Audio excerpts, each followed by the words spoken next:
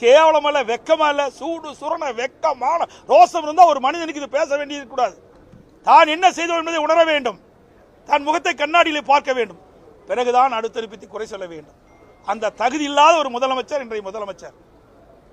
எங்களை வெளியேற்றிட்டு நீங்க பேசியிருக்கிறீங்க. எங்களை அவையிலே இருக்கின்ற பொழுது எங்களுக்கு பேசுவதற்கு வாய்ப்பு அளித்து நீங்கள் பேசியிருந்தால் தக்க பதிலடி கொடுத்திருப்போம். அந்த திராணி உங்ககிட்ட கிடையாது. ஸ்டாலின் அவர்களே எதிர்கட்சியில் இருக்கும்போது, நாட்டுடைய பிரதமர் வந்தபோது கருப்பு பலூன் விட்டீங்க. ஆளுங்கட்சி வந்த பிறகு அதே பிரதமருக்கு வெண்குடை பிடித்தீர்கள்.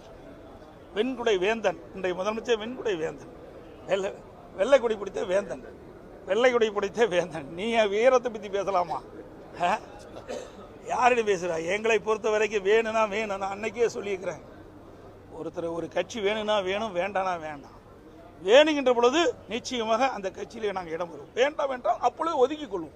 அதுதான் எங்களுடைய நிலைப்பாடு. உங்களை போல உங்க கூட்டணி கட்சிகளால் அடிமையை வச்சுட்டு இருக்கிறோம் நாங்கள் அல்ல. ஒவ்வொரு கட்சியும் தனித்துவமாக செயல்பட வேண்டும்.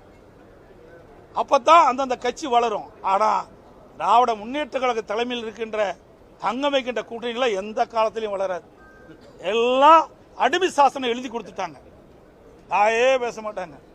காலப்போக்கில் அந்த கூட்டணி கட்சிகள்லாம் காற்றோடு காற்றா கரைந்து போகும். உஷாரா இருங்க. திராவிட முன்னேற்ற கழகத்தில் அங்கம் வைக்கின்ற கூட்டணி கட்சி தலைவர்கள் உஷாரா இருங்க.